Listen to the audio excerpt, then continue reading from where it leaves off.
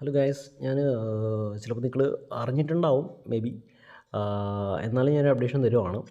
നമുക്ക് iPhone 15 purchase ചെയ്യുന്ന ആരെങ്കിലും ഉണ്ടെന്നുണ്ടെങ്കിൽ അതൊരു ബെസ്റ്റ് ഓപ്ഷനാണ്. കാര്യം ഇപ്പം നല്ലൊരു പ്രൈസ് ഡ്രോപ്പിൽ നമ്മൾ ആരും പ്രതീക്ഷിക്കാത്തൊരു സെയിലുണ്ട്. തൊട്ട് മുമ്പേ കാണിച്ച ആമസോണാണ്.